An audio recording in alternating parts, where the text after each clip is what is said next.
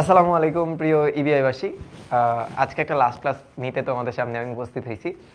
এই ক্লাসটা হচ্ছে তোমার লাল সালু তোমাদের, যেটা খুব কাঙ্ক্ষিত একটা ক্লাস ছিল। এই প্রতি বছরই এই ক্লাসটা খুব কাঙ্ক্ষিত থাকে। তবে তোমরা একটু লাকি যে তোমাদের প্রত্যেকটা লাইন আমি লাইন বাই লাইন পড়ানোর মানে কি বলে তোমাদের সাথে আমি থেকে লাইন বাই লাইন পড়াইছি। কিন্তু যেটা ছিল যে আগের ব্যাচে এটা আমি লাইন বাই লাইন পড়াইছিলাম না, ওদেরকে একটা সামারি দিছিলাম। তো যাই হোক, তোমাদের সাথে আমি মনে করছিলাম যে প্রায় 14-15টা ক্লাস নিয়ে আমার পড়াতে হবে, কারণ তোমরা জানো যে আমি প্রতি লাইন ভেঙে ভেঙে পড়াতে পছন্দ করি। তো যেটা দেখা গেছে যে এটা করা লাগেনি। এবার এবার মাত্র 7টা ক্লাসে, এটা 7 নাম্বার ক্লাস, মাত্র 7টা ক্লাসে উপন্যাসটা খুব সুন্দর মতোই আমরা এনজয় করে শেষ করছি। এবং আজকে আর মাত্র 5 থেকে 6 পেজ আছে। এটা পড়ে আমরা বুঝতে পারবো উপন্যাসটা আসলে কত সোজা ছিল। আর নাটকের একটা পুরা প্লেলিস্ট আর্কাইভ দেওয়া আছে, তোমাদের যখন প্রয়োজন তোমরা তখন করে নিতে পারবে। তো আমি একটু দেখি কে কে জয়েন করতেছে, কারণ স্ক্রিনে কমেন্ট উঠতেছিল না আজকে সানি ভাইয়ের ক্লাসে যখন আমি আসছিলাম। তো এখন একটু দেখি যে সব কিছু ঠিকঠাক আছে কিনা। হ্যাঁ, আমি ক্লাসটা খুঁজে পাইছি। ক্লাসটা খুঁজে পাইলাম তো ভালো কথা, কিন্তু এখানেও কমেন্ট আসতেছে না। একটু সময় দাও, কমেন্টগুলো একটু জেনারেট হোক। প্রায় 20 জন আছে আমাদের সাথে। আছে হচ্ছে ঝুমু, আমাদের সাথে আছে হচ্ছে সাজাদ, আছে আদিয়াত, আছে আমাদের সাথে উম্মে কুলসুমাইদ থেকে, তারপরে আমাদের সাথে লাবিবা আছে, আমাদের সাথে জাওয়াদ আছে, আমাদের সাথে শিহাব, আমাদের সাথে নুহান, অনেকে আছে। শেফা, নাবিলা, সাদিয়া, সবাইকে ওয়ালাইকুম আসসালাম। তোমরা একটু ক্লাসটাতে যুক্ত হয়ে যাও। এমন ঠান্ডা পড়ছে, মাথা এত ব্যথা। যদিও কখনো মাথা ব্যথা হয় না, আমি বুঝলাম না আজকে মাথা ব্যথা কেন করতেছে। তো সবাই যুক্ত হও, সবাই যুক্ত হও। আজকের একটা কি বলে ক্লাস আমরা শুরু করি। আজকে গেছিলাম হচ্ছে আমি বিয়ে খাইতে। আসলে বিয়ে খাইতে যাইতে চাই না আমি, কারণ আমার খুব খারাপ লাগে বিয়ে খাইতে যাইতে। তারপরও আজকে আসলে অফিসের প্রেশারে আমি একটা বিয়ে খাইতে গেছিলাম, কারণ আমাদের স্টুডেন্ট সার্ভিস প্রোভাইডার যিনি, আমাদের ফারজানা আপু, তার বিয়ে একটা সংবর্ধনা, বিবাহোত্তর সংবর্ধনা অনুষ্ঠানে আমরা আজকে ফুল এফটি টিম গেছিলাম। সেই সুবাদে আসলে আজকের গেট আপটা এরকম, তাছাড়া কিছু না। এখন সবাই আজকে যুক্ত হও। তোমাদেরকে একটু বলি, এই যে উপন্যাস, আমরা যে উপন্যাসটা পড়তেছি, হ্যাঁ একটু খেয়াল করি আমরা। উপন্যাস, এই উপন্যাসের উপর, শুধু উপন্যাস, শুধু উপন্যাসের উপর ক্লাস এখন পর্যন্ত হয়েছে 6টা। মানে আজকে দিয়ে, আজকে আজকে দিয়ে, হ্যাঁ আজকে দিয়ে 7 নাম্বার ক্লাস, এটা 7 নম্বর ক্লাস অনুষ্ঠিত হচ্ছে। আচ্ছা, এবং এটার আগে একটা ইনিশিয়াল ক্লাস নিছিলাম আমি তোমাদের, হ্যাঁ ইনিশিয়াল একটা ক্লাস নিছিলাম। ক্লাস, যেই ক্লাসে আমি তোমাদেরকে বুঝাইছিলাম উপন্যাসের একটু ব্যাকগ্রাউন্ডটা পড়াইছিলাম। টোটাল 8টা ক্লাস, টোটাল 8টা ক্লাস। আর এই ক্লাসগুলোই শুধুমাত্র ইউটিউবে প্রাইভেট করে, মানে আনলিস্ট করে দেওয়া তোমাদের কাছে প্লেলিস্টটা। যার কারণ হচ্ছে খুব কম সময় যাতে টুয়াইজ এক্স স্পিডে তোমরা এটাকে দেখে ফেলতে পারো। এছাড়া অন্য কোনো ক্লাস কিন্তু ইউটিউবে দেওয়া হয়নি বা হবেও না। ইভেন তোমরা আমার কোনো এই গ্রুপে নেওয়া ক্লাস আমি এখন পর্যন্ত ইউটিউবে দেই নাই। তো তোমরা একটু এই ক্লাসগুলো করে রেখো, যাতে তোমাদেরই সুবিধা হবে। তো আজ কি হবে, আজ গল্পটা শেষ হবে। আজ এই উপন্যাসটা, হ্যাঁ দাঁড়াও, আজকে আমরা এই উপন্যাসটা ভালো মতো শেষ করব। আজকে এটার অন্তিম পর্ব, আজকে শেষ পর্ব, শেষ পর্ব। আচ্ছা, শেষ পর্বটা একটু মানে বলা চলে যে শেষ হয়েও হইল না শেষ টাইপের একটা পর্ব। মানে আমরা যেরকম ভাবি যে মজিদ হয়তো বা জনগণের সামনে এসে মায়ের মুখ খায় মানে ভেগে চলে যাবে, ওরকম কিছু হবে না। কিন্তু মজার কিছু তো আছেই। হ্যাঁ, এই মজার কিছু হচ্ছে গল্পের শেষ পার্টে আমরা যে জমিলা ক্যারেক্টারটাকে দেখি না, এই জমিলা চরিত্র, হ্যাঁ এই জমিলা চরিত্রটিকে নিয়েই, টিকে নিয়েই এই গল্পের, হ্যাঁ নিয়েই গল্পের একটা শেষ হয়, এটা আমরা বলতে পারি, একটা শেষ হয়। ঠিক আছে, এইটা আমরা বলতে পারি। তো ঘটনাটা আমরা শুরু করি, আসো ঘটনাটা আমরা শুরু করি। আজকেই এন্ড হবে, হ্যাঁ আজকেই এন্ড হবে। তো আমি একটু এভরিওয়ান মেনশন দিয়ে ক্লাসটা শুরু করি, এভরিওয়ান মেনশন দিয়ে শুরু করি। আমার আবার 26 ব্যাচ, মানে তোমাদের যারা 26 ব্যাচ আছো আসো, তাদেরকে বেশি সময় দিতে হবে এখন, কারণ তারা নতুন সিলেবাস পাইছে। 25 ব্যাচের জন্য এইটাই লাস্ট আমার সাথে লাইভে করা 25 ব্যাচের হয়তোবা এটা শেষ ক্লাস। বাংলা প্রথম পত্রে, দ্বিতীয় পত্র কিন্তু এখনও 2টা টপিক বাকি আছে এবং রিটেন নিয়ে অনেকগুলা ক্লাসই নেওয়ার ইচ্ছা পোষণ করতেছি। অনেকগুলা বলতো 1-2টা ক্লাসই লাগবে, অনেকগুলা তো আর লাগে না। এখন আমি একটু ইবিআইতে যাই, দেখতে দেখতে 25 ব্যাচের বিশাল একটা সময় আমরা পার করছি। হ্যাঁ,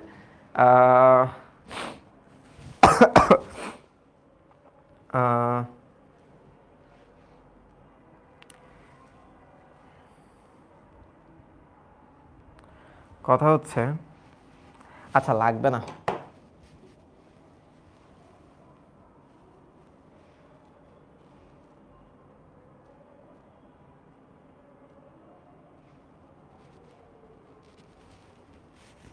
হ্যাঁ ওকে আসো এখন শুরু করা যাক, শুরু করা যাক। হ্যাঁ, এবার একটু তোমরা আমাকে সবাই বলো তো যে সবাই কি আজকের ক্লাসটার জন্য রেডি?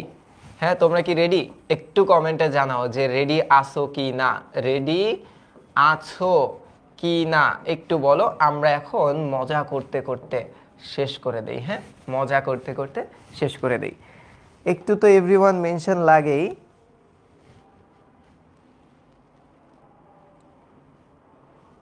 তাহরিমার আবার প্রথম ক্লাস আজকে। কে?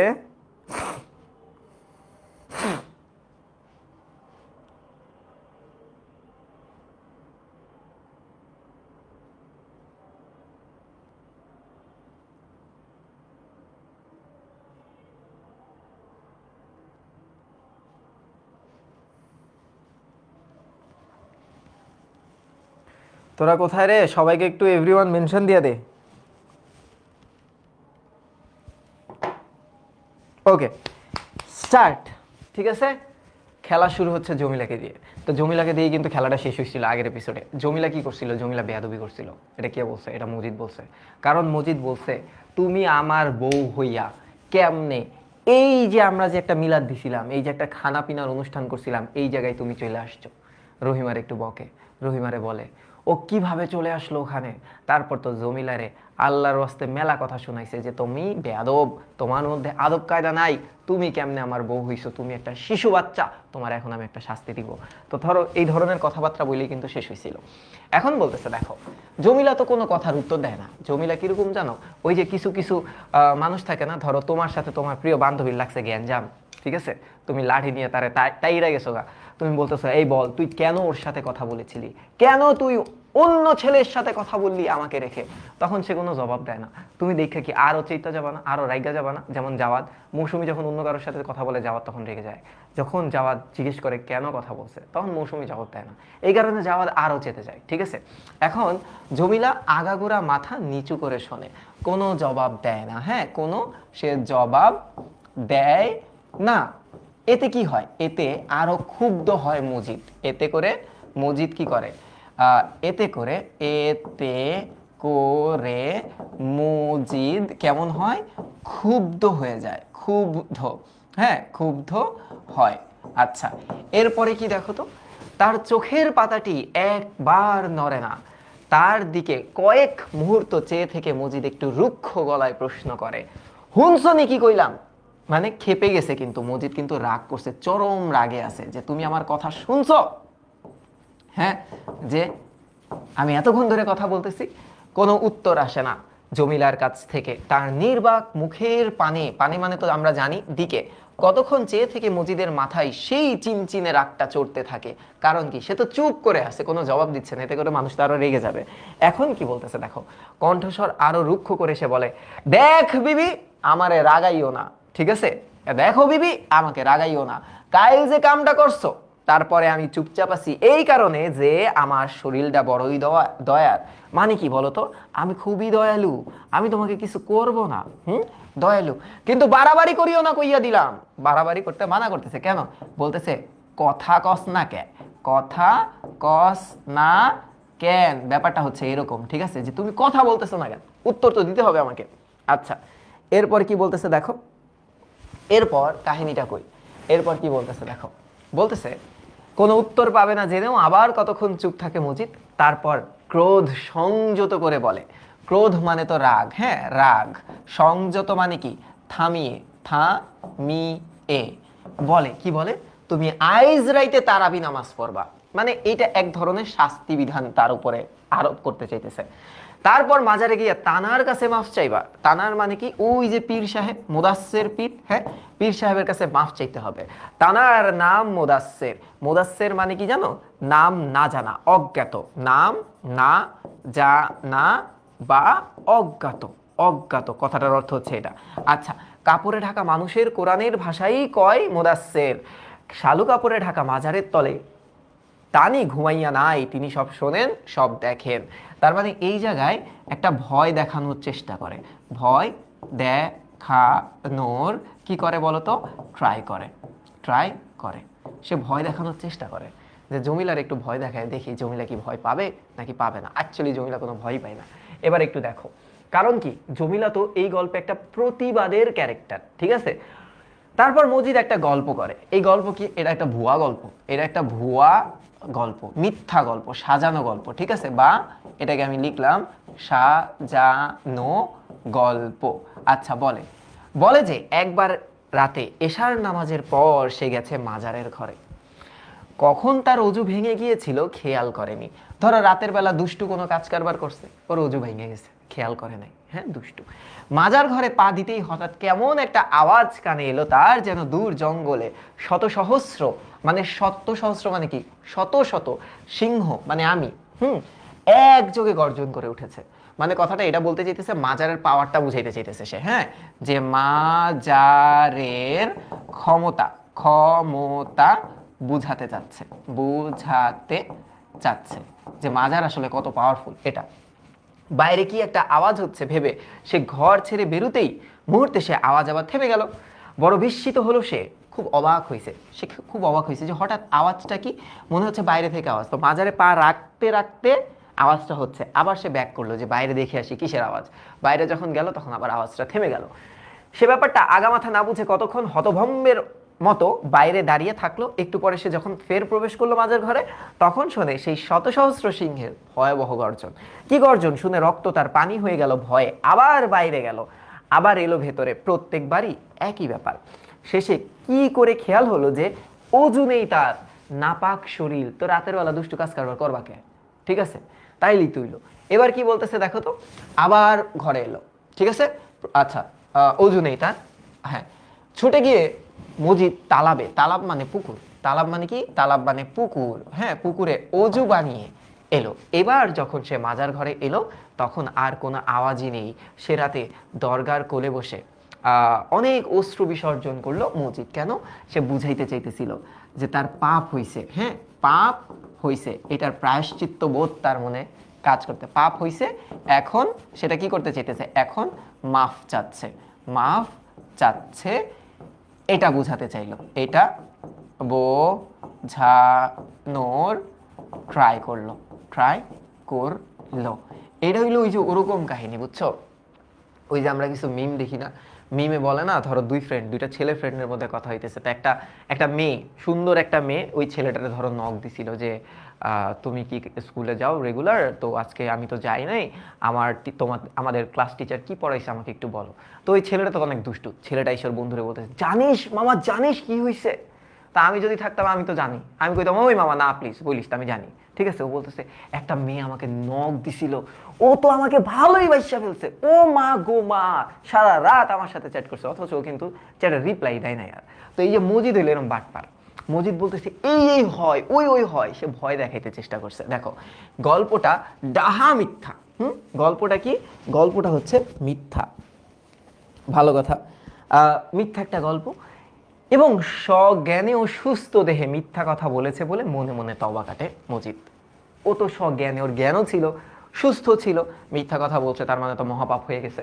যা হোক, জমিলার মুখের দিকে চেয়ে মজিদের মনের আফসোস ঘোচে। যে অত কথাতেও একবার মুখে তুলে তাকায়নি, সে মাজার পাকের গল্পটা শুনে চোখ তুলে তাকিয়ে আছে তার দিকে। মানে মজিদ ভাবতেছে জমিলা ভয় পাচ্ছে। কি হয়েছে, জমিলা ভয় পাচ্ছে, ঠিক আছে, ভালো কথা। চোখে চোখে কেমন ভীতির ছায়া। বাইরে অটুট গাম্ভীর্য বজায় রাখলেও মনে মনে মজিদ কিছুটা খুশি না হয়ে পারে না যে এবার আমি তো ভয় দেখাইতে পারছি। সে বোঝে তার শ্রম সার্থক হবে, তার শিক্ষা ব্যর্থ হবে না। মানে মজিদ এই জায়গায় একটু খুশি হয়েছে। এবার কি বলতেছে দেখো, তাইলে ঠিক আছে, এবার একটা চুক্তি, তয় তুমি আইজ রাইতে নামাজ পড়বা তারাবির, তারপরে তানার কাছে মাফ চাবা। পীর সাহেবের কাছে কি করতে বলছে? মাফ চেতে বলছে। ঠিক আছে, জমিলা ততক্ষণ চোখ নাবিয়ে ফেলেছে, কোনো কথার উত্তর দেয় না। তারাবি হোক আর যাই হোক, সে রাতে দীর্ঘ সময় জমিলা যায় নামাজে ওঠা বসা করে। মানে মজিদ ভাবে যে জমিলা মনে হয় ভালো হয়ে গেছে। ঘর সংসারের কাজ শেষ করে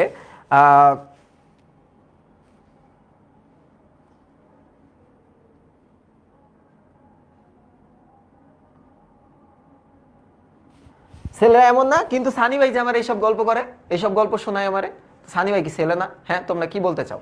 এবার কি বলতেছে দেখো, শেষ করে রহিমা যখন ভেতরে আসে তখন তার নামাজ শেষ হয়নি দেখে তার মন খুশিতে ভরে ওঠে।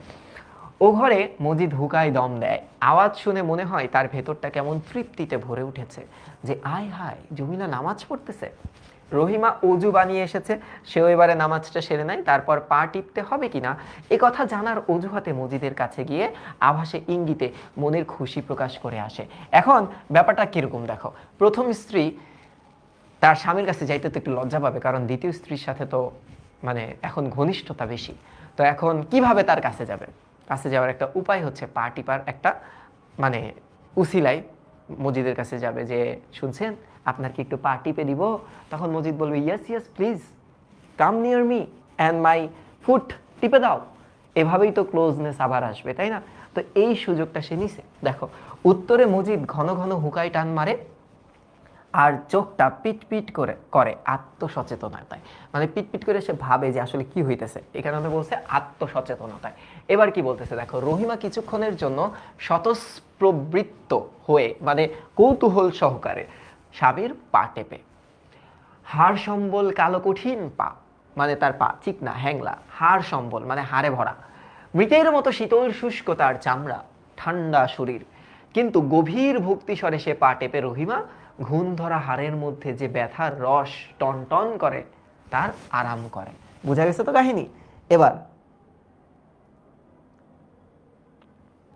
এবার কি বলতেছে দেখো, এবার কি বলতেছে, সুখভোগ নীরবেই করে মজিদ। মজিদ ওয়াজ এনজয়িং, হ্যাঁ এনজয় করতেছে, এনজয়িং উইথ রহিমা। আচ্ছা ভালো কথা। হুকায় তেজ কমে এসেছে, তবুও টেনে চলে, টানছে বিশাল টান। কানটা ওধারে মানে শুনতেছে অ্যাকচুয়ালি রহিম মানে ওই সাইডে জমিলা কি কি করতেছে। নীরবতার মধ্যে ও ঘর থেকে কাচের চুরির মৃদু ঝংকার ভেসে আসছে। ঝংকার মানে তো আমরা জানি যে ঝংকার মানে হচ্ছে আওয়াজ, হ্যাঁ, বা কোনো ধরনের শব্দ, আওয়াজ বা শব্দ। মানে ওই দিকে কান দিয়ে রাখছে কেন? যে ওর হাতে চুরি ছিল, তো নামাজরত অবস্থায় যখন সিজদা করবে বা যে কোনো অবস্থায় থাকুক না কেন, চুরির যে একটা ঝনঝন আওয়াজ হয় না, এটা দেখে মজিদ নিশ্চিত হচ্ছে সে এখনো নামাজ পড়তেছে। সে কান পেতে শোনে ও ঝংকার। সময় কাটে, রাত গভীর হয়ে ওঠে, বাঁশ ঝাড়ে গাছের পাতায় আর মাঠে ঘাটে।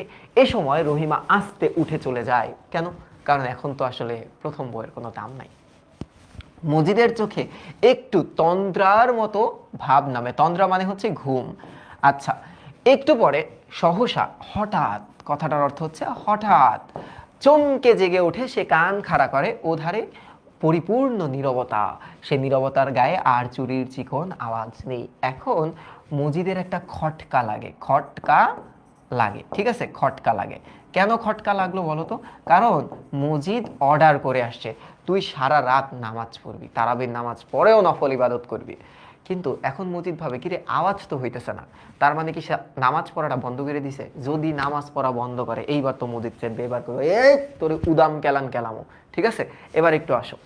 ধীরে ধীরে মজিদ ওঠে, ও ঘরে গিয়ে যায় নামাজের ওপর জমিলাকে দেখে সিজদা দিয়ে আছে। সে কিন্তু ঘুমন্ত অবস্থায় আছে, কথাটার অর্থ সে কিন্তু এখনো ঘুমন্ত আছে, ঘুমন্ত। অথচ মজিদ বুঝতে পারে নাই প্রথমে, এখনই উঠবে এই অপেক্ষায় কয়েক মুহূর্ত দাঁড়িয়ে থাকে মজিদ, এই উঠ উঠ, হ্যাঁ। কিন্তু জমিলা তো ওঠে না। মজিদ তো খেপে গেছে, এত বড় দুঃসাহস, হ্যাঁ, আল্লাহর ভয় নাই মনে? যদি আল্লাহর ভয় থাকতো সে কি জায়নামাজে বসে ঘুমাইতে পারতো? পারতো না। এবার একটু দেখো এখানে কি বলতেছে, ব্যাপারটা বুঝতে এক মুহূর্ত বিলম্ব মানে দেরি, হ্যাঁ, দেরি হয় না, মজিদের। নামাজ পড়তে পড়তে সিজদায় গিয়ে হঠাৎ সে ঘুমিয়ে পড়েছে। দস্যুর মতো আচমকা এসে সে ঘুম এক পলকের মধ্যে কাবু করে ফেলেছে জমিলাকে। মানে অনেকক্ষণ ধরে নামাজ পড়তেছে, সে আসলে টায়ার্ড হয়ে গেছিল। সে আসলে কি হয়েছিল, অ্যাকচুয়ালি টায়ার্ড হয়ে গেছিল। হ্যাঁ, আচ্ছা, কারণ সারাদিনই তো তার উপরে অনেক মানে মানসিক একটা অত্যাচার করা হয়েছে। কয়েক মুহূর্ত চুপচাপ দাঁড়িয়ে থাকে মজিদ, বোঝে না কি করবে, ছোট মানুষ।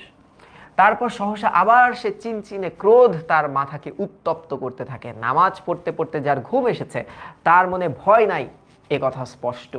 মনে নিদারুণ ভয় থাকলে মানুষের ঘুম আসতে পারে না, এবং এত করেও যার মনে ভয় হয় না তাকে এবার ভয় হয় মজিদের, যে না, এর মধ্যে হয়তোবা কি করছে, জিনের আসর হয়েছে।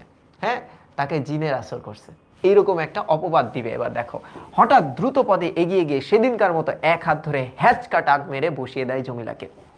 জমিলা চমকে ওঠে, তাকায় মজিদের দিকে। প্রথমে জাগে ভীতি, তারপর সে চোখ কালো হয়ে আসে। তো হঠাৎ করে যদি তোমার ঘুম থেকে উঠে, এই উঠ উঠ উঠ, তুমি উঠা মনে করো নাই কি হইলো, আবার কি পাকিস্তান অ্যাটাক করছে নাকি আমাদের, এরকম একটা টেনশন হবে না? তো হঠাৎ করে জমিলাও তো ছোট, বেশি বড় না, ও একটু টেনশনে পড়ে যায়। মজিদ গো গো করে ক্রোধে, মানে অনেক রাগ, মজিদের অনেক রাগ। ঠিক আছে, ভালো কথা। রাতের নীরবতা এত ভারী যে গলা ছেড়ে চিৎকার করতে তার সাহস হয় না। কেন? কারণ আশেপাশের মানুষ তো জেনে যাবে, আশেপাশের লোকেরা জেগে উঠবে। ঠিক আছে, তখন তো মজিদকে বুঝে যাবে এই লোকটা ভালো না, সবার ঘর সংসার ঠিক করে নিজের ঘর সংসারই সামলাইতে পারে না। কিন্তু একটা চাপা গর্জন নিঃসৃত হয় তার মুখ দিয়ে, হ্যাঁ, যেন দূর আকাশে মেঘ গর্জন করে গড়ায় গড়ায়।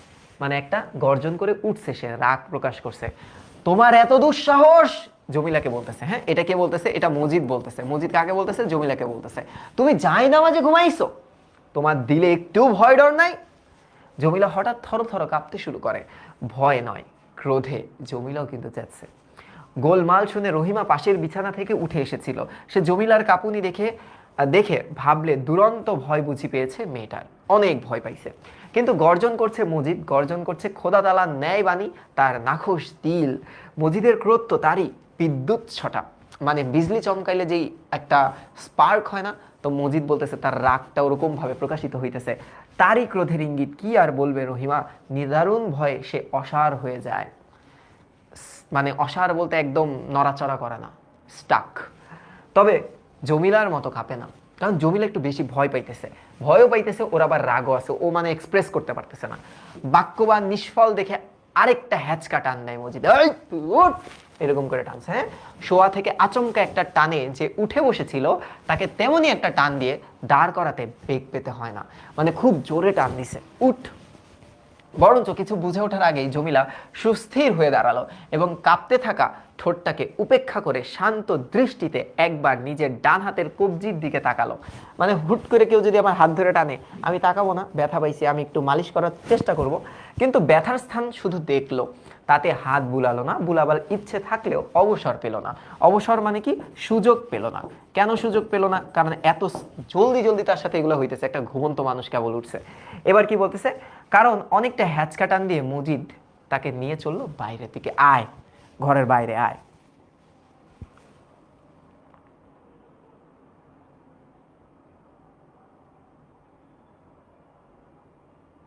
আমি বলে বেস্ট অ্যাক্টর। আরে মিয়া, পড়ানো বাদ দেওয়ার কয়দিন পর দেখবা সিনেমা হলে আমরা দেখতে আইতেছো, ঠিক আছে? আইসো, এমন অভিনয় করব, নায়িকা বিশ্বের সুন্দরীগুলা সব আমার সাথে অভিনয় করবে। ওয়েট, আমার চেতায়ও না তোমরা, ঠিক আছে? এবার কি বলতেছে দেখো, উঠানটা তখনও পেরোয়নি। বিভ্রান্ত জমিলা হঠাৎ বুঝলে কোথায় যাচ্ছে সে, বুঝতে পারতেছে না তার লগে কি হইতেছে। মজিদ তাকে মাজারে নিয়ে যাচ্ছে, তারাবির নামাজ পড়ে মাজারে গিয়ে মাফ চাইতে হবে, সে কথা মজিদ আগেই বলেছিল, এবং সেই থেকে একটা ভয় উঠেছিল জমিলার মনে। মাজারের ত্রিসীমানায় আজ পর্যন্ত ঘেঁষেনি সে, কখনো জমিলা যায় নাই। সকালে আজ মজিদ যে গল্পটা বলেছিল, তারপর থেকে মাজারের প্রতি ভয়টা আরো ঘনীভূত হয়ে উঠছে। মানে আরো স্পষ্ট হয়েছে তার ভয়টা, যে না, আসলে এখন আমার আসলে ঠিকঠাক মতো চলা উচিত ছিল। মাঝ উঠানে হঠাৎ বেঁকে বসলো জমিলা। ধরো এইভাবে টান দিয়ে নিয়ে যেতেছে না, তো এই এমন টান দিছে, ঠিক আছে? মজিদ তো চিন্তিত, এই তুই টানছস আমারে। এবার কি করছে দেখো, ভালো কথা। মজিদের টানে স্রোতে ভাসা তৃণখণ্ডের মতো ভেসে যাচ্ছিল। এখন সে সমস্ত শক্তি সংযোগ করে মজিদের বজ্রমুষ্টি, মানে এই যে মুঠো ধরে আছে না হাতে, নিজের হাতটা ছাড়িয়ে নেবার চেষ্টা করতে লাগলো। এই ছাড় ছাড় ছাড় এরকম করতেছে। হ্যাঁ, অনেক চেষ্টা করেও যখন হাত ছাড়াতে পারলো না, তখন অদ্ভুত একটা কাণ্ড করে বসলো। কি কাণ্ড? আচ্ছা, হঠাৎ সিধা হয়ে মজিদের বুকের কাছে এসে পিচ করে তার মুখে থুথু নিক্ষেপ করলো। আরে আমি থাকলে কি করতাম জানো? মজিদের এমন জায়গায় একটা লাথি মারতাম যে ওই জায়গায় অজ্ঞান হয়ে যেত। ঠিক আছে, বুঝলা যেতাম ওই আমার স্বামী। তো তো তা ভালো কাজ করছে, থুতু দিছে। আচ্ছা, ভালো কথা। এখন তো মজিদ চেইতা গেছে, এই মেয়ে, এই তোর এত সাহস, এই তুই একটা পান্ডার বাচ্চা, তুই আমার বুকে থুতু মারছস, যেই সাহস আজ পর্যন্ত কেউ করেনি। এবার তো গ্যাঞ্জাম লেগে গেছে। দেখো, পেছনে পেছনে রহিমা আসছিল কম্পিত বুক নিয়ে। এর কেমন কথা, কম্পিত বুক নিয়ে কেমনে আসে মানুষ? আচ্ছা, আবছা অন্ধকারে ব্যাপারটা ঠিক ধরতে পারলো না, বুঝে নাই কি হয়েছে। এও বুঝলো না মজিদ অমন বজ্রাহত মানুষের মতো ঠাই দাঁড়িয়ে রয়েছে কেন, হঠাৎ করে দাঁড়াই আছে না ওই জায়গাটায়। এখন ঠিক আছে,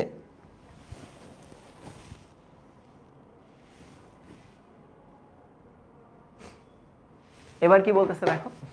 কিছু না বুঝে সে বুকের কাছে আঁচল শক্ত করে ধরে থ হয়ে আছে। ধরো এটা আমার আঁচল, আমি এমনি দাঁড়াই আছি, এই কি হয়েছে কি হয়েছে কি হয়েছে এরকম করে আছি। ঠিক আছে, আচ্ছা ভালো কথা। রহিমা ডান। এবার কি বলতেছে দেখো। মজিদ সত্যি বজ্রাহত হয়েছে, বজ্রের আঘাতে আহত হয়েছে। জমিলা এমন একটি কাজ করেছে যা কখনো সে স্বপ্নেও ভাবতে পারেনি কেউ করতে পারে। যার কথায় গ্রাম উঠে বসে, যার নির্দেশে খালিক ব্যাপারীর মতো প্রতিপত্তিশালী, মানে খুব পাওয়ারফুল লোকও বউ তালাক দেয় দ্বিরুক্তি মাত্র না করে, মানে কোনো প্রশ্ন না করে, কোনো কোনো প্রশ্ন না করে। যার পা খোদা ভাবমত্ত লোকেরা চুম্বনে চুম্বনে সিক্ত করে। মানে কি করে? ধরো মজিদের কাছে লোকেরা আসে, লোকেরা এসে বলে, please Majid, I want to kiss your feet, please give me your feet. ঠিক আছে, ওই ধরনের মানুষেরা তার প্রতি এমন চরম অশ্রদ্ধা কেউ দেখাতে পারে, সে কথা সে ভাবতেই পারে না। মানে ওর তো মাথা নষ্ট হয়ে গেছে, এই মাইয়া করলোটা কি।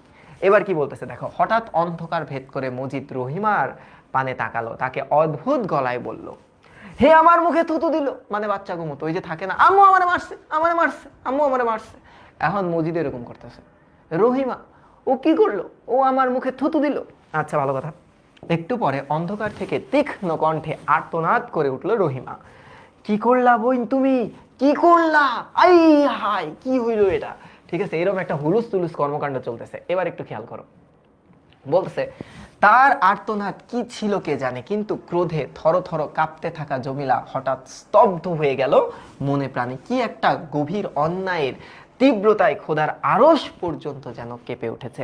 মানে অনেক বড় পাপ করে ফেলছে, কথাটার অর্থ হচ্ছে এরকম, অনেক বড় পাপ। হ্যাঁ, অনেক বড় পাপ করে ফেলেছে, বিশাল পাপ। এই পাপের কোনো মাপ নাই। আচ্ছা,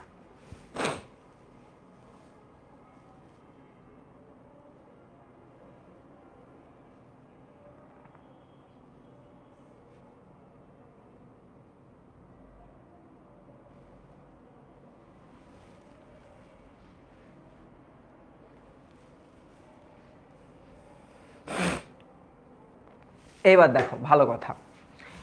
মজিদ রহিমার চিৎকার শুনলো কি শুনলো না, কিন্তু ওধারে তাকালো না, কোনো কথাও বললো না। আরো কিছুক্ষণ সেই স্তম্ভিতভাবে দাঁড়িয়ে থেকে হঠাৎ হাত কাটা ফতুয়ার নিম্নাংশ দিয়ে মুখটা মুছে ফেললো। মানে ধরো হাত কাটা, এটা হাত কাটা ফতুয়া, ঠিক আছে, এই ফতুয়ার এই যে নিচের অংশটা আছে না, এই নিচের অংশটা দিয়া, এই যে এই অংশটা দিয়া মুখটা মুছে ফেলাইছে। Now it's okay. এবার কি বলতেছে দেখো। এবার বলতেছে, ইতিমধ্যে তার ডান হাতের বজ্র কঠিন মুঠোর মধ্যে জমিলা হাতটি ঢিলা হয়ে গেছে, মানে এবার একটু লুজ হয়েছে। সে হাত ছড়িয়ে নেবার আর চেষ্টা নাই, বন্দী হয়ে আছে বলে প্রতিবাদ নাই। ও তো দেখছে যে আমার তো আটকায় রাখছে, আমি এখন হুদায় নাচানাচি করে কি করব জমিলা। হ্যাঁ, তার হাতের লইট্টা মাছের মতো তার হাতে লইট্টা মাছের মতো হাড় গোড়হীন তুলতুলে নরম ভাব দেখে মজিদ অসতর্ক হবার কোনো কারণ দেখলো না। সে নিজের বজ্র মুষ্টিকে আরো কঠিন করে তুললো। মানে ওই যে আমি তোমারে বলছি না, যে আমি যখন বাইকে সানি ভাইয়ের পিছে বসি, তখন সানি ভাইয়ের আমি জড়ায় ধরি, তার পেট মানে পেটটা আলগা হয়ে নিচের দিকে পইরা থাকে, তো ওই পরা অংশটা আমি ধইরা থাকি যাতে পেটটা আর বড় না হয়। তো আমি ওই তুলতুলা পেট না, তুলতুলা পেট ধইরা থাকি, আমার ঘুমাই সাজায়, কারণ ভেরি সফট। তো এই জায়গায় এই জমিলার hand very soft, that's why Majid ছাড়তেছে না। এবার কি বলতেছে দেখো, এবার বলতেছে লইট্টা মাছের মতো কিন্তু, হ্যাঁ সে নিজের ভালো কথা। তারপর হঠাৎ দুপা এগিয়ে এসে এক নিমেষে তাকে পাজাকোল করে শূন্যে তুলে আবার দ্রুত পায়ে হাঁটতে লাগলো বাইরের দিকে, মানে কোমরে ধইরা, এই চল তোর লয়ে যাবো, এখন আমি কই লয়ে যাবো মাজারে, এবার আসো। ভেবেছিল হাত পা ছোড়াছুড়ি করবে জমিলা, ছেড়ে দে শয়তান ছেড়ে দে, তুই দেহ পাবি মন পাবি না, এভাবে করতেছে। সে ভাবছিল যে এরকম করবে, কিন্তু আসলে করেনি। এরপর কি বলতেছে দেখো, কিন্তু তার ক্ষুদ্র অপরিণত দেহটা কি হয়েছে, দেহটা নেতিয়ে পড়ে থাকলো মজিদের অর্ধ চক্রাকার প্রসারিত দুই বাহুতে, এই যে এরকম, ঠিক আছে। আচ্ছা, এত নরম তার দেহের ঘনিষ্ঠতা যে তারার ঝলকানির মতো এক মুহূর্তের জন্য মজিদের মনে ঝলকে ওঠে এক আকুলতা, তা তাকে বুকের মধ্যে ফুলের মতো নিষ্পেষিত করে ফেলবার। কিন্তু সে ক্ষুদ্র লতার মতো মেয়েটির প্রতি ভয়টা দুর্দান্ত হয়ে উঠল। এবারেও সে অসতর্ক হলো না। এখন গা ঢেলে নিস্তেজ হয়ে থাকলে কি হবে, বিষাক্ত সাপকে দিয়ে কিছু বিশ্বাস নেই। মানে কথাটার অর্থ হচ্ছে এরকম, ধরো আমি তোমারে বলি, হ্যাঁ আমি তোমারে বলি কাহিনীটা কি হয়েছে, কাহিনীটা হচ্ছে এরকম, হ্যাঁ কাহিনীটা মানে ছোট বাচ্চা, তো মজিদ ভাবছে যে ও মনে হয় আর কিছু, ও আর কাম ব্যাক করবে না, কোনো কাম ব্যাক দিবে না। মানে মজিদ পরে মনে করলো যে না, এ তো বিষাক্ত সাপের মতো, এ যদি আবার এমন এমন পয়েন্টে পয়েন্টে জয়েন্টে জয়েন্টে আমার মাইরা দেয়, তাহলে তো আমি বেকা হয়ে যাব। এই কারণে মজিদ আবার অ্যালার্ট হয়ে গেল। এবার কি বলতেছে দেখো, জমিলাকে সোজা মাজার ঘরে নিয়ে ধপাস করে তার পদপ্রান্তে বসিয়ে দিল মজিদ। এই থাম, এই যে আমার পায়ের তলে বসাই দিছি কিন্তু আমি, ঠিক আছে। ঘর অন্ধকার, আয় হায় কি করে। বাইরে থেকে আকাশের যে অতি ম্লান আলো আসে তা মাজার ঘরের দরজাটিকে কেবল রেখায়িত করে রাখে, মানে বোঝা যাইতেছে, একটা রেখা বোঝা যাইতেছে। এখানে সে কি হলো, হ্যাঁ এখানে সে আলো পৌঁছায় না। এখানে যেন মৃত্যুর আর ভিন্ন অপরিচিত দুনিয়ার অন্ধকার। সে অন্ধকারে সূর্য নেই, চাঁদ তারা নেই, মানুষের কুপি লণ্ঠন, মানে কি আলোর উৎস, কথাটার অর্থ হচ্ছে আলোর উৎস, ঠিক আছে, উৎস বা চকমকির পাথর নেই, খুন হওয়া মানুষের তীক্ষ্ণ আর্তনাদ শুনে অন্ধের চোখের দৃষ্টির জন্য যে তীব্র ব্যাকুলতা জাগে, তেমনই এক ব্যাকুলতা জাগে অন্ধকারের গ্রাসে জ্যোতিহীন জমিলার চোখে। মানে জমিলা আসলে বুঝে উঠতে পারতেছে না ওর সাথে এখন কি হবে। এরপর বলতেছে, কেবল মনে হয় চোখের সামনে অন্ধকারেই যেন অধিকতর গাঢ় হয়ে রয়েছে। মানে জমিলাও আসলে কেউ বুঝতে পারতেছে না এখন তাদের সাথে কি ঘটবে।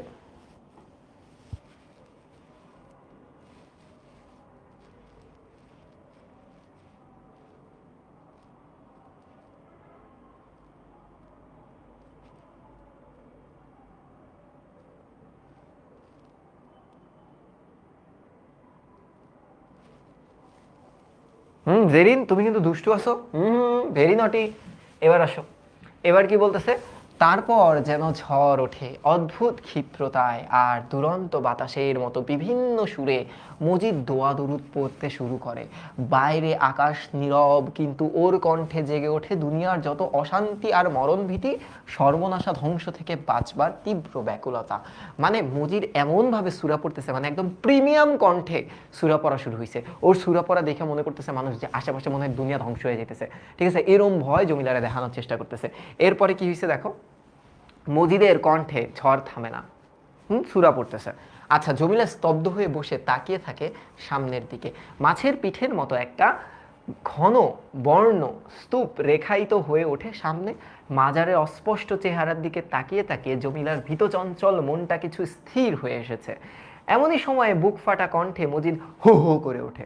হ্যাঁ, তার দুঃখের তীক্ষ্ণতায় সে কি ধার, অন্ধকারকে যেন চিরচির করে দুফাক করে দিল। আচ্ছা, এখানে কিন্তু চন্দ্রবিন্দু আছে, উচ্চারণটা হয় ফাঁক, ঠিক আছে।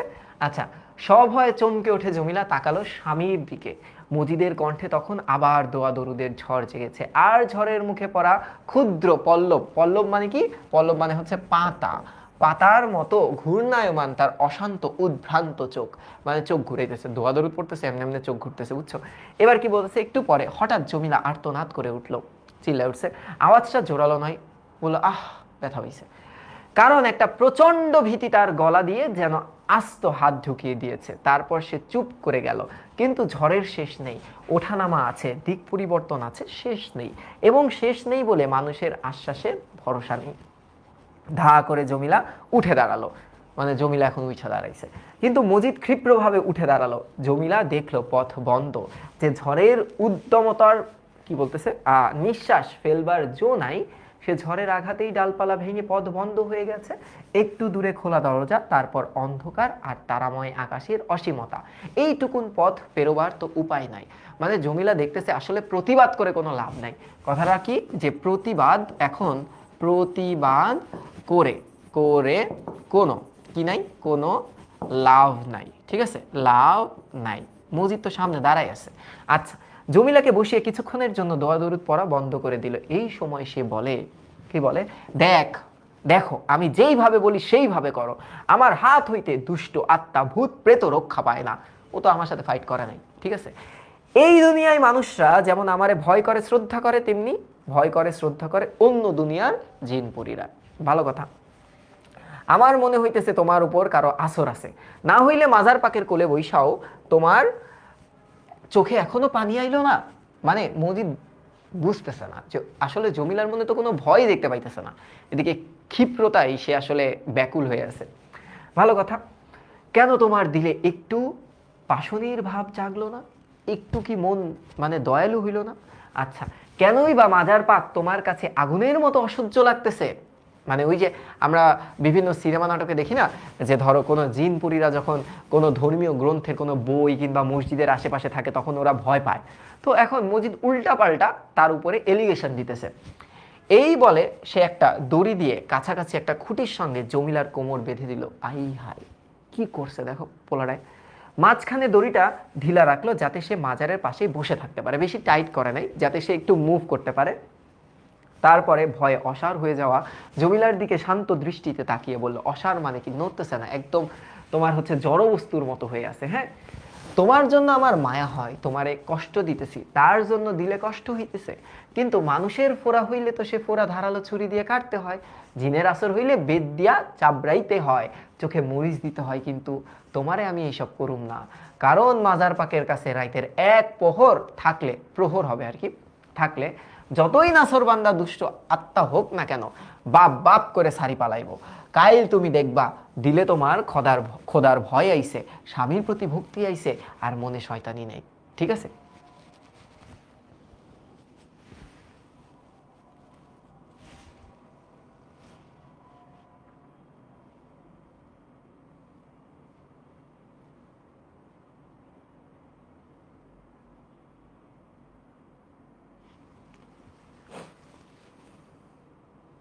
এই কমেন্টে মজা কর, উল্টাপাল্টা কিছু করিস না, তাই লিতে হয়। সবাই তো আমরা চেনা পরিচিত মানুষজন। আচ্ছা, এবার ভালো কথা দেখ।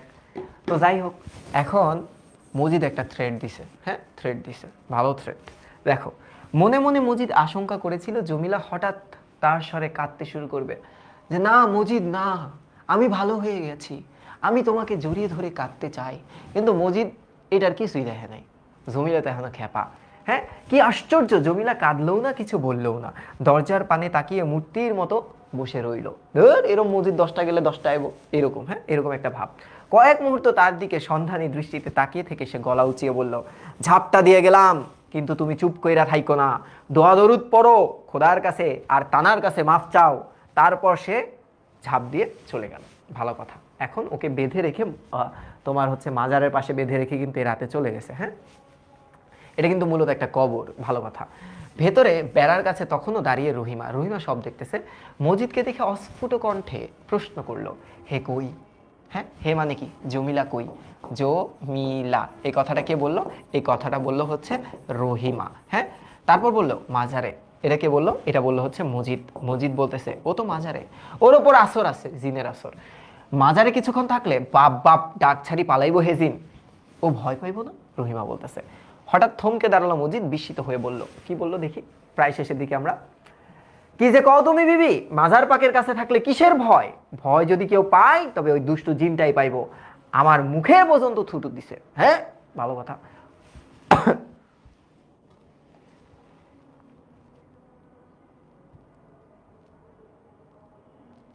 এবার দেখো, হ্যাঁ আচ্ছা, কথাটা মনে হইতেই দাঁত কর্মর করে উঠলো মজিদের, দাঁত কর্মর কর্মর কর্মর করতেছে। হ্যাঁ, মজিদের আসলে এই মুহূর্তে মজিদ যখন গল্প শুরু করে তখন তার ইমোজি ছিল এরকম আর যখন গল্পের শেষ দিকে তখন মজিদের দাঁত কর্মর কর্মর করতেছে, বুঝছো? এরপর কি বলতেছে, দম খিচে ক্রোধ সংবরণ করে সে আবার বলল, তুমি ঘরে গিয়া সও বিবি, আমার মুখের উপরে কথা বললো না। রহিমা ঘরে চলে গেল, গিয়ে ঘুমালো। কি জেগে রইল তার সন্ধান নেবার প্রয়োজন বোধ করলো না মজিদ। হ্যাঁ, ডোন্ট কেয়ার। মধ্যরাতের স্তব্ধতার মধ্যে সে ভেতরের ঘরের দাওয়ার ওপর চুপচাপ বসে রইল। যে কোনো মুহূর্তে বাইরে থেকে একটা তীক্ষ্ণ আর্তনাদ শোনা যাবে এই আশায় সে নিজের শোষণকে নিঃশব্দ প্রায় করে তুলেছিল।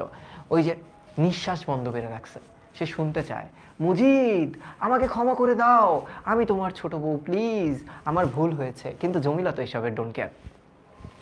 কিন্তু ওধারে কোনো আওয়াজ নেই, থেকে দূরে পেঁচা ডেকে উঠেছে। আরো দূরে কোথাও একটা দীর্ঘ গাছের আশ্রয়ে, কি বলতেছে দেখো তো, দীর্ঘ গাছের আশ্রয়ে শকুনের বাচ্চা নবজাত মানব শিশুর মতো অবিশ্রান্ত কেঁদে চলেছে। অন্ধকারের মধ্যে একটা বাদুড় থেকে থেকে পাক খেয়ে যাচ্ছে। রাতটা গুমোট মেরে আছে, একদম নিস্তব্ধ, চুপ করে আছে। গাছের পাতার নড়চড় নেই। বাইরে বসেও মজিদের কপালে ঘাম জমেছে বিন্দু বিন্দু। মানে একটু শীতল আবহাওয়ার মধ্যেও তার মনে একটু ঘাম জমছে, যে আসলে কি হইতে যাইতেছে। হ্যাঁ, মসজিদের এত বছরের প্রতিপত্তি এত তাড়াতাড়ি শেষ হয়ে যাবে এই একটা ছোট মেয়ের কাছে। এবার কি বলতেছে দেখো,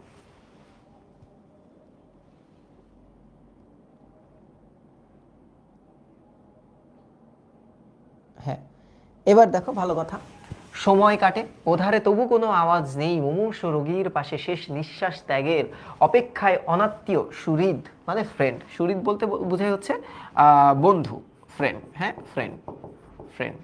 আচ্ছা, অনাত্মীয় কি বলতেছে, যে মুমূর্ষ রোগীর পাশে শেষ নিঃশ্বাস ত্যাগের অপেক্ষায় অনাত্মীয় কোনো ফ্রেন্ড। লোক যেমন নিশ্চল হয়ে বসে থাকে তেমনই বসে আছে মজিদ, গাছের পাতার মতো। তারও নড়চড় নেই, সে অপেক্ষা করতেছে। এমনি, কিরে মাইয়াটা কান্দে না কে, কিরে কান্দে না কে? মাইয়া তো অ্যাটিটিউড, একদম অ্যাটিটিউড অ্যাট পিক। এবার দেখো, আরও সময় কাটে। এক সময় মজিদ বয়সের দোষে বসে থেকেই একটু আলগোছে, আলগোছে মানে কি, নীরবে, নীরবে ঝিমিয়ে নেয়। তারপর দূর আকাশে মেঘ গর্জন শুনে চমকে ওঠে, চোখ মেলে তাকায় দিগন্তের দিকে।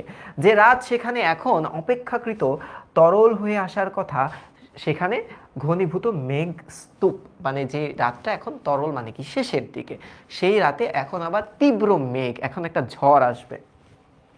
থেকে থেকে বিজলি চমকায় আর শীঘ্র ঝিরঝিরে শীতল হাওয়া বয়ে আসতে থাকে দক্ষিণ পশ্চিম কোণ থেকে। দেহের আড়মোড়া ভেঙে সোজা হয়ে বসে মজিদ, মুখে পালক স্পর্শের মতো সে শিরশিরে শীতল হাওয়া বেশ লাগে। সেই আরামে কয়েক মুহূর্ত চোখও বোঝে সে, কিন্তু কান খাড়া হয়ে ওঠার সাথে সাথে চোখটাও তার খুলে যায়। সে দেখে না কিছু, শোনেও না কিছু, মেঘ দেখা সারা। এবার সে শুনতে চায়, কিন্তু ওধারে প্রগাঢ়, প্রগাঢ় মানে কি, গভীর নীরবতা, গভীর নীরবতা। যে জমিলা, জমিলা, sorry sorry go, sorry my foot, মানে জমিলার অ্যাটিটিউডটা এরকম। আর কতক্ষণ নড়ে চড়ে ভাবে মজিদ, তারপর নিরলস দৃষ্টি দিয়ে দক্ষিণ পশ্চিম কোণ হতে দ্রুত গতিতে এগিয়ে আসতে থাকা ঘন কালো মেঘের পানে তাকিয়ে থাকে। ইতিমধ্যে রহিমা একবার ছায়ার মতো এসে ঘুরে গেছে, দেখে গেছে আসলে সিচুয়েশনটা কি।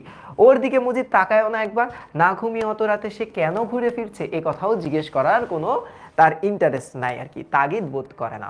তার মনে যেন কোনো প্রশ্নই নেই, নেই কোনো অস্থিরতা। অপেক্ষা থাকলেও সে অপেক্ষা যুগব্যাপী দীর্ঘ হলেও কোনো উদ্বেগ আসবে না।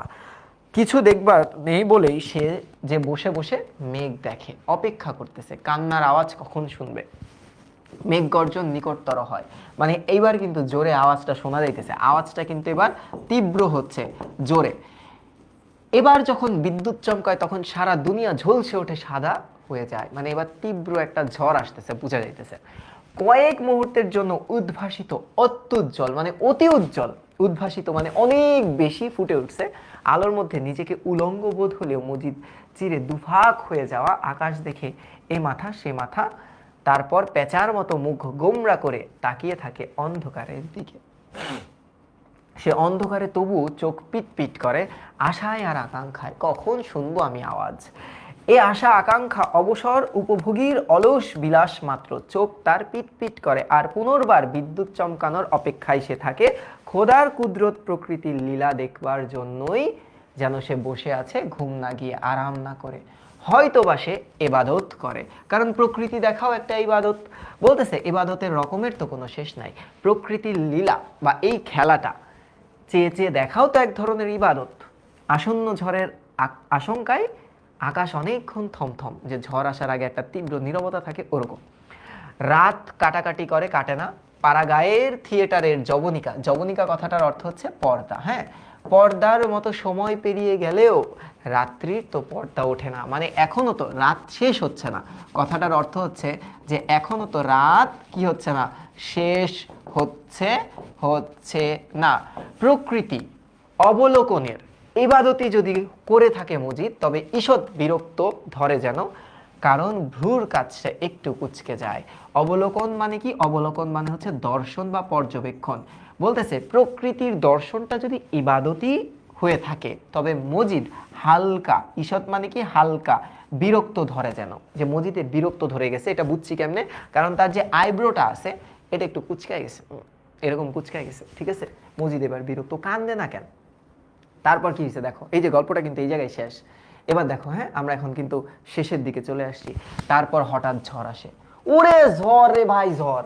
দেখতে না দেখতে সারা আকাশ ছেয়ে যায় ঘন কালো মেঘে, তীব্র হাওয়ার ঝাপটায় গাছপালা গোঙায়, মানে গাছপালা একটা শ শ আওয়াজ হইতেছে। থর থর করে কাঁপে মানুষের বাড়িঘর। মজিদ ওঠে আসে ভেতরে, ভাবে ঝড় থামুক। এবার উঠে আসছে, কিন্তু ওই মাজারের ভিতরে একা কিন্তু জমিলা পড়েই আছে। ও কি মরছে না বাচ্চা, এটা কিন্তু মজিদের ঠিক নাই। কারণ আর দেরি নয়, ওধারে মেঘের আড়ালে প্রভাত হয়েছে, সুবহে সাদিক। নির্মল অতি পবিত্র তার বিকাশ। যে রাতে অসংখ্য দুষ্ট আত্মারা ঘুরে বেড়ায়, সে রাতের শেষ এখন নতুন শুরু হয়েছে। মজিদের কণ্ঠে গানের মতো গুনগুনিয়ে ওঠে 5 পদের সূরা আল ফালাক। আচ্ছা, মানে 5টা আয়াতের। এবার বলতেছে সন্ধ্যার আকাশে অস্তগামী সূর্য দ্বারা ছড়ানো লাল আভাকে যে কুৎসিত ভয়াবহ অন্ধকার মুছে নিশ্চিহ্ন করে দেয়, সে অন্ধকারের শয়তানি থেকে আমি আশ্রয় চাই, চাই তোমারই কাছে হে খোদা। হে প্রভাতের মালিক, আমি বাঁচতে চাই যত অন্যায় থেকে, শয়তানের মায়াজাল থেকে আর যত দুর্বলতা থেকে, হে দিনদারির অধিকারী। সে দোয়া দরুদ পড়া শুরু করছে। নতুন একটা সকাল, কিন্তু ঝড় বৃষ্টি হইতেছে, ভালো ঝড় বৃষ্টি হইতেছে, ঠিক আছে? এবার দেখো, এদিকে প্রভাতের বাহ্যিক লক্ষণ দেখা যায় না। কারণ কি?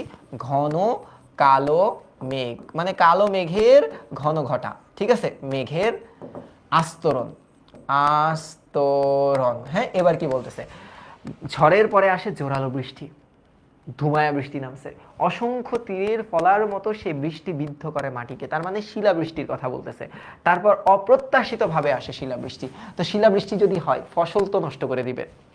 মজিদের ঢেউ তোলা টিনের ছাদে যখন পথভ্রষ্ট উল্কার মতো প্রথম শিলাটি এসে পড়ে। উল্কাপিণ্ড তো আমরা মিটিয়র মানে তো বুঝি। তো আকাশে যখন তোমার উল্কা আসে, উল্কা তো পথভ্রষ্ট হয়ে ধরো পৃথিবীর অরবিটালে ঢুকে যায় এবং পৃথিবীতে কোনো একটা জায়গায় আঘাত করে। তো শিলাবৃষ্টি এলো পাথারি পড়তেছে। হ্যাঁ, এবার কি বলতেছে? মজিদ সোজা হয়ে বসে কান খাড়া হয়ে ওঠে বিপদ সংকেত শুনে। শীঘ্র অজস্র শিলাবৃষ্টি পড়তে শুরু করে। তড়িৎ বেগে মজিদ উঠে দাঁড়ায়, ভয়ে তার মুখটা কেমন জানি কালো হয়ে গেছে। আই হাই ঝড়, সব তো শেষ হয়ে যাবে এবার। দুপা এগিয়ে ওধারে তাকিয়ে বলে, বিবি শিলাবৃষ্টি শুরু হয়েছে। এই বিবি বলতে কিন্তু রহিমা, এই বিবি বলতে কিন্তু রহিমা। পরিষ্কার প্রভাতের অপেক্ষায় রহিমা গালে হাত দিয়ে চুপচাপ বসেছিল এভাবে। আচ্ছা, সে কোনো উত্তর দেয় না। মজিদ আরেকটু এগিয়ে যায়, তারপর আবার উৎকণ্ঠিত, উৎকণ্ঠিত মানে কি? এখন সে টেনশনে আছে। হ্যাঁ, টেনশন, টেনশনে গলায় বলে, বিবি শিলাবৃষ্টি শুরু হয়েছে। রহিমা এবারও উত্তর দেয় না, কারণ রহিমাও আসলে বুঝতে পারছে যে মজিদ আসলে কেমন এবং সে আসলে জমিলাকে কত কষ্টটা দিতেছে। তার আবছা চোখের পানে দিকে চেয়ে মনে হয় সে চোখ যেন জমিলার সেদিনকার চোখের মতো হয়ে উঠেছে। মানে কি বলতো? তার মনে হচ্ছে, তার মনে হচ্ছে রহিমা, রহিমাও তাকে কি করতেছে না, তাকে ভ্যালিউ দিচ্ছে না। ঠিক আছে, ভ্যালিউ দিচ্ছে না। ঠিক আছে, এবার বলতেছি সেদিন সাতকুল খাওয়া। সাতকুল মানে তার বংশ হারায় যাওয়া। মনে আছে ওই যে খ্যাংটা বুড়ি এসে বলছিল, হ্যাঁ তোমার পীর রে বলো আমার পোলাডারে বাঁচাই দিতে, যত টাকা লাগে দিয়ে নাও। সেই খ্যাংটা বুড়ি, হ্যাঁ, এই যে লাবিবা তো খ্যাংটা বুড়ি, হ্যাঁ, আর্তনাদ করছিল। এদিকে আকাশ থেকে ঝরতে থাকে পাথরের মতো খণ্ড খণ্ড বরফের অজস্র টুকরা।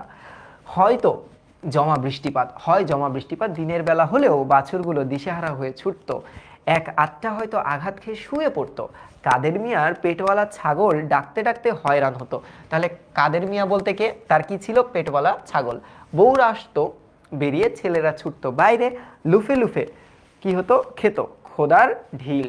এই খেত খোদার ঢিল বলতে কিন্তু এই শিলাবৃষ্টিকে বোঝানো হয়েছে, বা এই শিলকে বোঝানো হয়েছে। কারণ শয়তানকে তাড়াবার জন্যই তো শিলা ছড়ে খোদা, এটা কিন্তু বিশ্বাস যে তখন মানে ওরা এটা বিশ্বাস করে যে শয়তানকে ঢিল মারার জন্য শিলাবৃষ্টি হয়। ছেলে ছোকরারা আনন্দ করলেও বয়স্ক মানুষের মুখ কালো হয়ে আসে তা দিন রাতের যখনই শিলাবৃষ্টি হোক না কেন। কারণ কি? মাঠে নধর কচি মানে কি গোলগাল যে কচি ধানগুলা থাকে সেগুলো ধ্বংস হয়ে যায়, শিলার আঘাতে তার শীষ ঝরে পড়ে। যারা দোয়া দরুদ জানে তখন তারা ঝড়ের মুখে পড়া নৌকার যাত্রীদের মতো আকুল কণ্ঠে খোদা ডাকে। যারা জানে না তারা পাথর হয়ে বসে থাকে। মানে যদি চিন্তা করো সেন্ট মার্টিনে তোমরা গেছো, এমন টাইমে উত্তাল সমুদ্রে এমন এমন এমন এমন করতেছে, তোমরাও তো এমন এমন এমন এমন ড্যান্স দিতে থাকবা, তখন কি হবে? ভয় লাগবে না? তখন তো সবাই খোদা তালাকে ডাকবে। তো ঠিক ওরকম একটা সিচুয়েশনের কথা বলছে। এবার কি বলতেছে দেখো, এবার বলতেছে ভালো কথা। হ্যাঁ দেখো, রহিমার কাছে উত্তর না পেয়ে এলেমদার মজিদ খোদাকে ডাকতে শুরু করে। একবার ছুটে দরজার কাছে যায়, সর্ষের মতো উঠানে ছেয়ে গেছে শিলা দেখে তার আবার দোয়া দরুদ পরে পায়চারি করে দ্রুত পায়।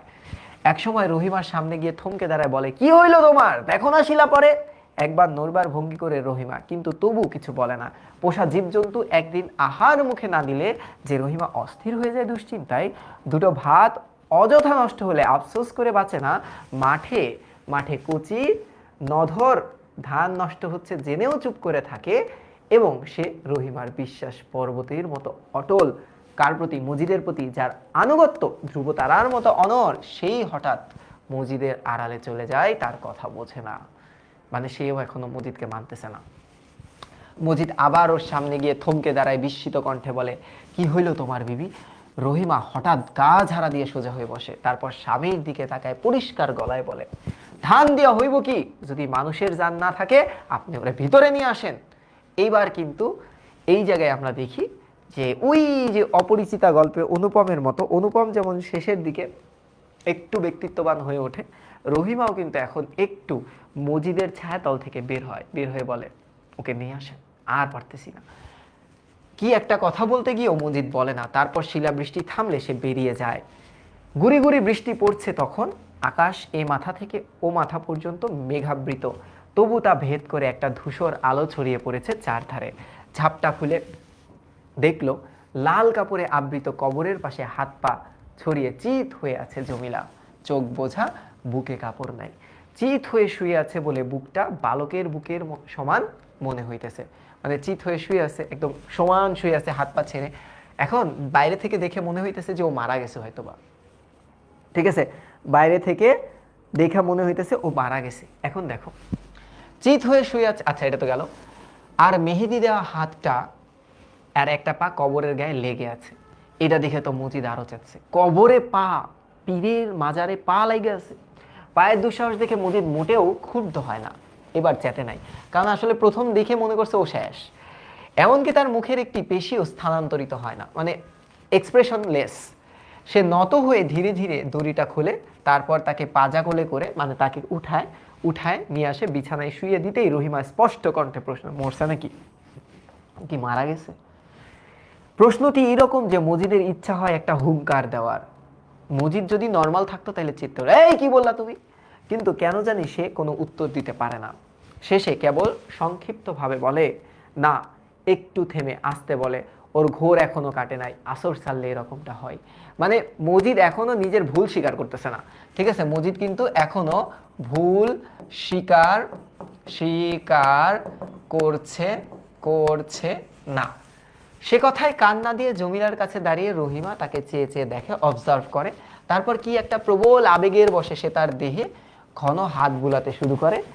মায়া যেন ছলছল করে জেগে ওঠে, হঠাৎ বন্যার মতো দুর্বার হয়ে ওঠে তার কম্পায়মান আঙ্গুলে। সে বন্যার উচ্ছ্বাস জাগে, মানে হঠাৎ করে একটা আঙ্গুল কাঁপে উঠলে যেরকম হয় না, এরকম একটা হয়েছে। তারই আবেগে বারবার বুঝে আসে চোখ। মজিদ অদূরে বিমূঢ় হয়ে দাঁড়িয়ে থাকে, একদম বিমূঢ়, মানে নড়াচড়া ছাড়া। মুহূর্তের মধ্যেই যেন কিয়ামত হবে, এরকম একটা সিচুয়েশন। তারপর কি হলো একটু দেখি। তারপর বলতেছে মুহূর্তের মধ্যে মজিদের ভেতরটাও যেন কেমন ওলট পালট হয়ে যাবার উপক্রম। একটা বিচিত্র জীবন আদিগন্ত উন্মুক্ত হয়ে ক্ষণকালের জন্য প্রকাশ পায় তার চোখের সামনে। আর একটা সত্যের সীমানায় পৌঁছে জন্মবেদনার তীক্ষ্ণ যন্ত্রণা অনুভব করে মনে মনে, কিন্তু শেষ পর্যন্ত টাল খেয়ে সে সামলে নেয় নিজেকে।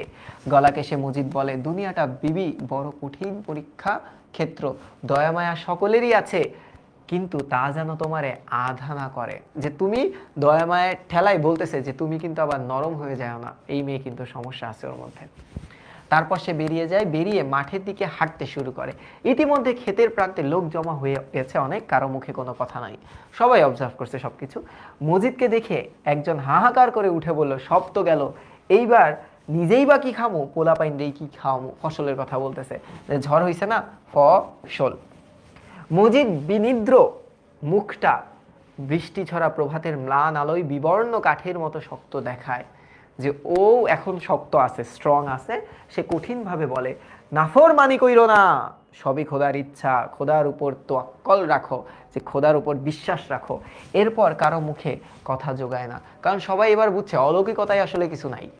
প্রাকৃতিক একটা দুর্যোগে সব তো শেষ হয়ে যাবে, অলৌকিকতায় কোনো বিশ্বাস তো কারো থাকবে না।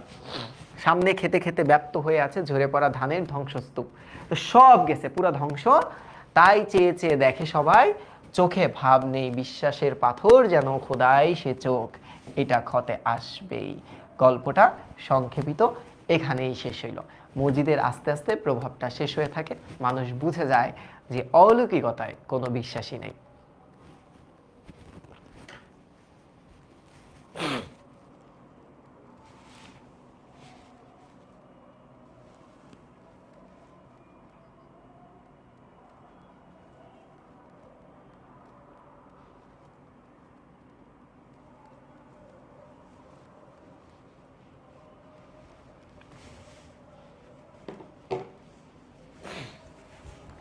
এখন আমি তোমাকে বলি, এই গল্প অনুসারে জমিলা বেঁচে আছে কি মরে গেছে এটা তো একটা স্পষ্ট ধারণা তোমরা পাও না, ওটা আমাদের লাগেও না। এখন এই যে যেই শব্দার্থগুলো আছে না, এই যে শব্দার্থ দেখবা অনেকগুলা শব্দার্থ আছে। এই শব্দার্থে এই যে দেখো, এই প্রশ্নটা প্রচুর আসে যে বিশ্বাসের পাথরে যেন খোদাই সে চোখ, কথাটার অর্থ কি? চোখের মধ্যে আস্থা আস্থা ও বিশ্বাসের দৃঢ়তা বোঝাতে উৎপ্রেক্ষা হিসেবে ব্যবহৃত হয়েছে। সরাসরি এই লাইনটা তুমি দিবা খতে, ঠিক আছে? তারপর একটু ব্যাখ্যা দিবা। এখন এই যে শব্দার্থ, যতগুলা শব্দার্থ আছে এই রচনায়, এই যে প্রত্যেকটা বড় শব্দার্থ যেগুলো থেকে খ হয়, বইয়ের বাইরে থেকে কোনো প্রশ্ন হবে না, ঠিক আছে? বইয়ের বাইরে থেকে কোনো প্রশ্ন হবে না।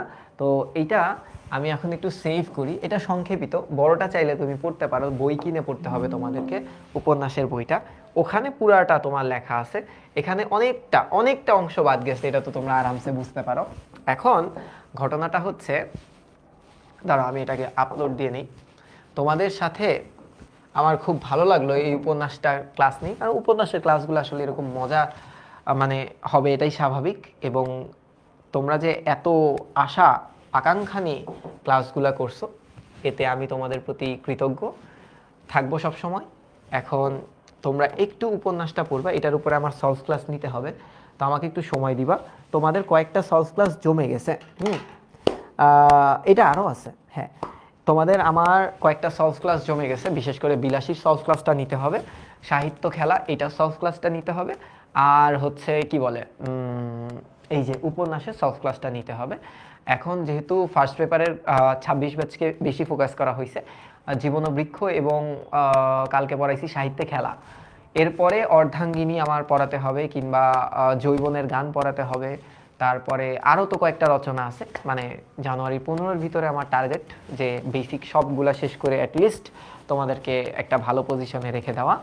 আর আমি সবসময় কৃতজ্ঞ তোমাদের প্রতি যে এই ক্লাসগুলোতে আমাকে এত সাপোর্ট তোমরা দিছো, এবং যে কোনো কিছুতে আমাকে তোমরা অনেক বেশি মানো এবং সাপোর্ট করো, আমি কৃতজ্ঞ। হয়তো আমি অত বড় কেউ না, অত বড় কিছু না, কিন্তু তোমরা যে নিজের ভাই মনে করে বা একজন সুন্দর পথপ্রদর্শক হিসেবে আমাকে যতটুকু সম্মান দাও, আমি সেই সম্মানটুকু গ্রহণ করি এবং তোমাদের কাছে সবসময় কৃতজ্ঞতা প্রকাশ করি। আজকের এই ক্লাসটা এখানে শেষ করলাম এবং এই উপন্যাস সিরিজটা খুবই ভালো লাগছে, খুবই মজা লাগছে আমার। আর নাটকটা আপাতত এখন পড়ানোর আমার ইচ্ছা নাই, নাটকটা পড়াতে হবে হচ্ছে আবার যখন ধরো এই কোর্সটা যখন শেষ হয়ে যাবে, একদম শেষ পর্যায়ে এসে আমি আবার নাটকটা শুরু করব লাইন বাই লাইন, তখন অনেক মজা হবে। নাটকটাও আসলে অনেক মজার, অনেক বলতে অনেক মজার, কারণ সেখানে তো ক্যারেক্টার থাকে। তোমরা প্রথম ইবিআইয়ের যেই আর্কাইভ ক্লাসগুলো দিছিলাম সেগুলো দেখলেও বুঝতে পারবা আসলে কতটা মজা হয়। আর সেই ইবিআইতে 4টা ক্লাসে আমি পুরো নাটক লাইন বাই লাইন শেষ করাইছিলাম। তো এখন আমি 4 ক্লাসে শেষ করবো না, আমি একটু সময় নিয়ে শেষ করবো, আবার ওই 5-6টা ক্লাসেই। তবে এখন না, এখন নাটক এবং উপন্যাস 2টার ক্লাসই তোমাদের আছে। তোমরা যেই পরীক্ষায় দাও না কেন সবসময় বলতা যে সহপাঠ সহপাঠ শেষ করতে, তো সহপাঠ কিন্তু শেষ। সলভ ক্লাসটা যদি নাও নেওয়া হয়, মানে ধরো আমি তো নিবই, কিন্তু খুব তাড়াতাড়ি ভেরি সুন যদি ক্লাসগুলো নাও যায়, তারপরও তোমরা লাইন বাই লাইন পড়ছো না, সবগুলাই অ্যান্সার করতে পারবা। ঠিক আছে? তো এই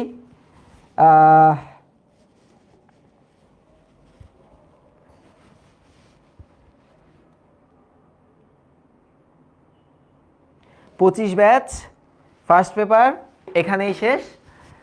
আর একটা সব কিছুরই একটা শেষ থাকে, বুঝতে পারছো? তোমরা অনেকে বলো আমাকে যে ক্লাসগুলো কি এসএসসির পরও পাবা, এইচএসসির পরও পাবা? তো আমাদের প্ল্যাটফর্ম কিন্তু কোনো ক্লাস কেটে দেয় না, ক্লাস রেখে দেয়। এবং আমি ওই দিন একজনকে বলছি, কমেন্টেই বলছি যে এই ক্লাসগুলো তোমাদের পরীক্ষার পরবর্তী সময়ও থাকে, অনেকে ডাউনলোডও করে রাখে অনেকভাবে। এই কোর্সে আমরা ওয়েবসাইটের মাধ্যমে ক্লাস দেখাতে পারিনি, কিন্তু পরবর্তী সবগুলা কোর্সে আমাদের ওয়েবসাইটেই ক্লাস দেখানোর এই অপশনটা আমরা রাখতে পারছি। এবং যারা ফেসবুকে ক্লাস করে না তারাও এখন ওয়েবসাইটে এসে অফলাইনে ক্লাসগুলো করতে পারবে এবং সেখানে ক্লাসের যেই কি বলে মানে 1080 প্রিন্ট বা কোয়ালিটি নিজের মতো করে দেখতে পারবে। 2x ফ্যাসিলিটি সেখানে দেওয়া আছে। মানে আমরা আধুনিক হচ্ছি, তোমাদের দোয়ায় একটু লেট হচ্ছে, আমাদের গ্রোথটা অন্যদের মতো না। এবং যে সাপোর্টটা আমাদেরকে তোমরা দিছো আমি চিরকৃতজ্ঞ থাকবো। ক্লাসগুলো কাটা হবে না, ক্লাসগুলো থেকে যাবে। তোমরা এই ক্লাসগুলো দেখে টিচার হয়েও অন্যকে পড়ায়ও, এই সুযোগটা দেওয়ার জন্য পরবর্তী প্রজন্ম যাতে আমরা খুব ভালো একটা শক্ত বা এই এডটেকের ফিউচার যাতে আমরা পাই, এই জন্য যা করার আমরা তাই করব। ক্লাসগুলো থেকে যাবে, তোমরা সেই ক্লাসগুলো দেখে তোমাদের স্টুডেন্টদেরকে পড়ায়ও, তোমরা নিজে অ্যাডমিশন প্রিপারেশন নিও, কোনো সমস্যা নেই। আমাদের সাথে থেকে এবং এইভাবেই সাপোর্টগুলো করো। 25 ব্যাচ, অনেক ভালোবাসা, অনেক দোয়া তোমাদের প্রতি। প্রথম পত্রে তোমাদের আর দেওয়ার কিছু নাই আমার, সেকেন্ড পেপারে অনেক কিছু আছে, বিশেষ করে বাক্যতত্ত্বটা আমার তোমাদেরকে পড়াতে হবে। আর বাংলা সেকেন্ড পেপারের রিটেন অংশটা আমি তোমাদেরকে পড়াবো। আর 25 ব্যাচের কেউ, আমি জানি না কতটুকু সাপোর্ট তোমাদেরকে দিতে পারছি, আমি জানি না অতটুকু যোগ্য সাপোর্ট আমি দিতে পারছি কিনা, ওরকম যোগ্যতা আমার হয়েছে কিনা, তারপরও আমি আমার সর্বোচ্চটুকু দিছি। আরও যদি প্রয়োজন হয় আমার থেকে নেওয়ার, তোমরা আমাকে বলবা, আমি তখনও সর্বোচ্চ ডেডিকেশন দিয়েই তোমাদেরকে সেই সাপোর্টগুলো দিতে রাজি আছি বা প্রস্তুত থাকবো। তো দেখা হচ্ছে আবার আগামী সপ্তাহে বৃহস্পতিবার নতুন একটা টপিক অর্ধাঙ্গিনী, সেটা নিয়ে। ইনশাআল্লাহ ভালো থাকো, সুস্থ থাকো। আসসালামু আলাইকুম।